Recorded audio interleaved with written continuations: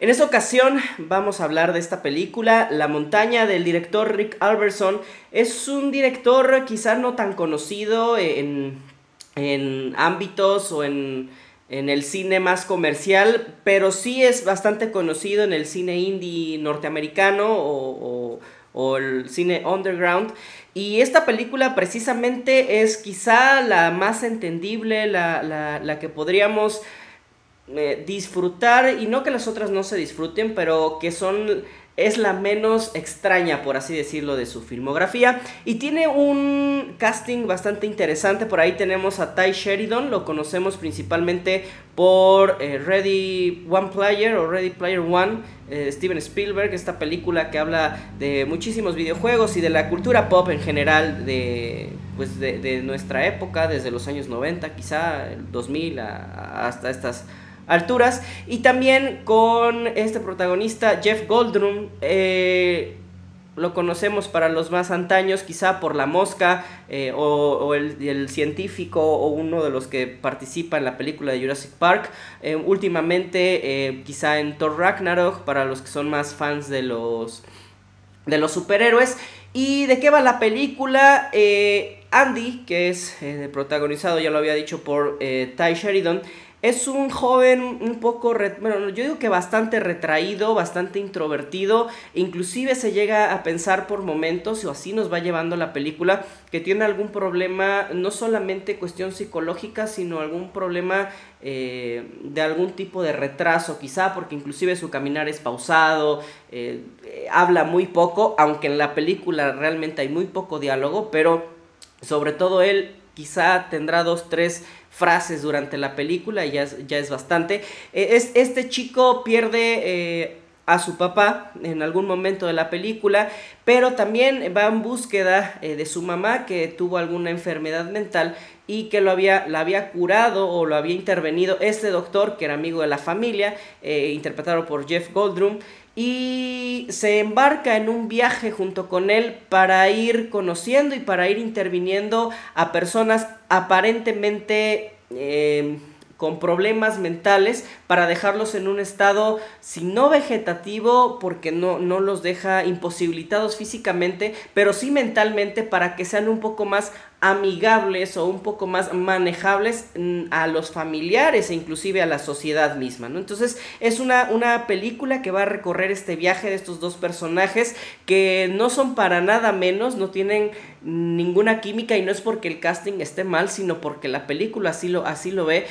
Van a estar juntos meramente por cuestiones de conveniencia de ambos. El doctor necesita un fotógrafo, y este chavo que se acaba de quedar sin papá pues necesita un trabajo y una manera de vivir, y también va en búsqueda de su mamá. Entonces van a recorrer el país en Estados Unidos de los años 50, 40 más o menos, para ir conociendo, ir interviniendo personas que necesitan este tratamiento. También en esta época ya se veía un poco la cuestión del tratamiento medicinal para poder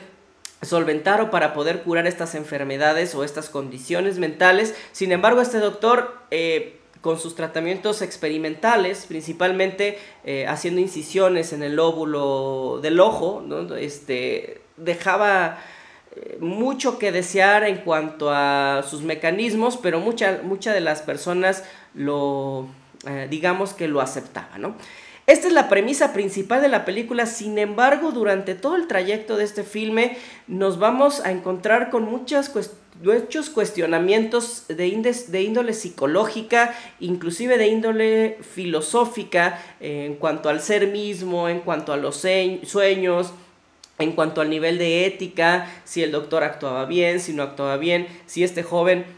no solamente era retraído, sino tenía algún problema mental. Y es la crítica que hace la película de más interesante, precisamente porque estos tratamientos eran reales en esas épocas, pero no solamente era para mejorar, digamos, el estilo de vida de los familiares que tenían una persona así, o para que esta persona aparentemente se sintiera más tranquila con estos incisiones y estos electroshocks, sino también como para callar a personas que no eran tan convenientes a la sociedad y que los trataban como enfermos, principalmente mujeres,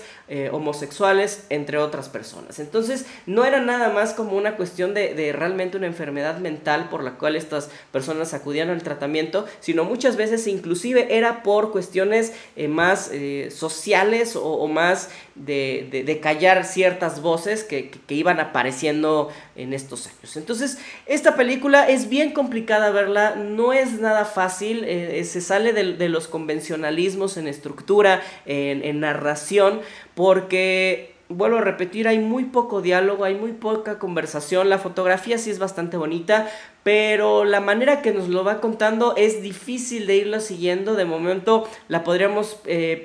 pensar o sentir un poco cansada, un poco difícil, pero nos va dando ciertos momentos clave que podemos entender la historia. Es una historia que quizá la pudiéramos haber escuchado o visto en 20 minutos, 30 minutos, pero con estos vaivenes filosóficos, principalmente hasta el final con uno de los personajes. El personaje, el joven, se termina enamorando de una chica y tienen un desenlace ambos bastante shakespearianos, que tipo Romeo y Julieta, ¿no? Donde son estos enamorados que se sacrifican uno por el otro para amarse de una manera no mortal, pero sí de una manera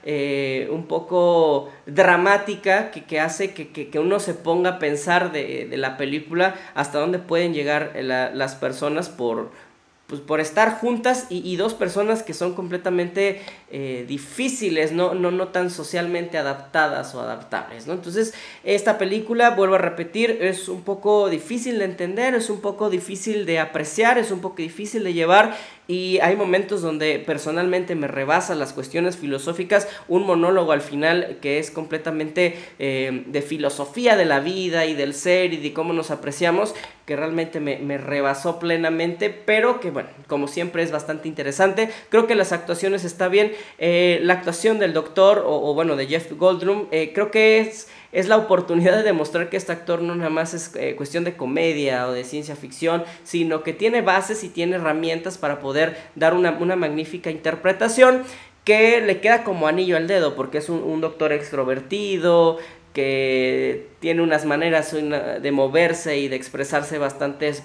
peculiares, pero creo que le viene bastante bien y es una oportunidad. Entonces esta película la recomiendo si nos gusta algo así difícil de ver, porque sí tiene sus momentos muy interesantes, sus momentos muy buenos y que nos va a hacer reflexionar. Pero si somos de aquellas personas que esperamos una película muy lineal, una película con principio, desarrollo y final, va a ser bien complicado que la podamos apreciar. Entonces es realmente para gustos muy exquisitos o para quienes les gusta ver toda clase de cine.